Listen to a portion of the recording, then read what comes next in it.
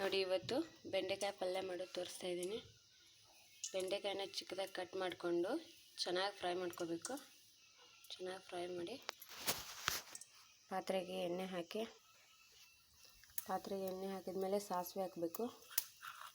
ಚೆನ್ನಾಗಿ ಎಣ್ಣೆ ಕಾದಿದೆ. ಈರುಳ್ಳಿ ಹಾಕಬೇಕು.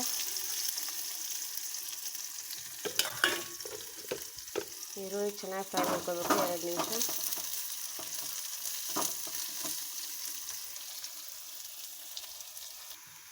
ಈರುಳ್ಳಿ ಫ್ರೈ ಆದಮೇಲೆ ಟೊಮೊಟೊ ಹಾಕಬೇಕು. ಟೊಮೊಟೊ ಹಾಕಿ ಸ್ವಲ್ಪ ಉಪ್ಪು ಹಾಕಬೇಕು. ಉಪ್ಪು ಹಾಕಿ ಇವೆರಡು ಚೆನ್ನಾಗಿ ಫ್ರೈ ಮಾಡ್ಕೋಬೇಕು. ಟೊಮೆಟೊ ಫ್ರೈ ಆದಮೇಲೆ ಸ್ವಲ್ಪ ಅರಿಶಿನ ಪುಡಿ ಹಾಕಬೇಕು. ಅರಿಶಿನ ಪುಡಿ ಆದಮೇಲೆ ಖಾರದ ಪುಡಿ ಹಾಕಬೇಕು.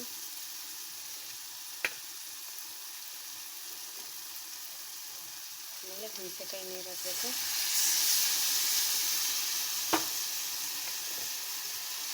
ಚೆನ್ನಾಗಿ ಫ್ರೈ ಮಾಡಿಕೊಂಡು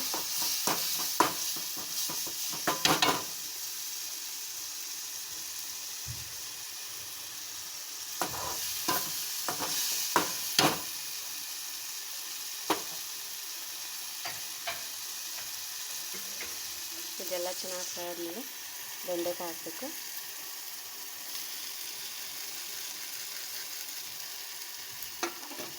ಬೆಂಡೆಕಾಯಿ ಹಾಕಿದ್ಮೇಲೆ ಚೆನ್ನಾಗಿ ಮಿಕ್ಸ್ ಮಾಡ್ಕೋಬೇಕು. ನೋಡಿ ಮಿಕ್ಸ್ ಮಾಡಿ 2 ನಿಮಿಷ ಬೇಯಕ್ಕೆ ಬಿಡಬೇಕು.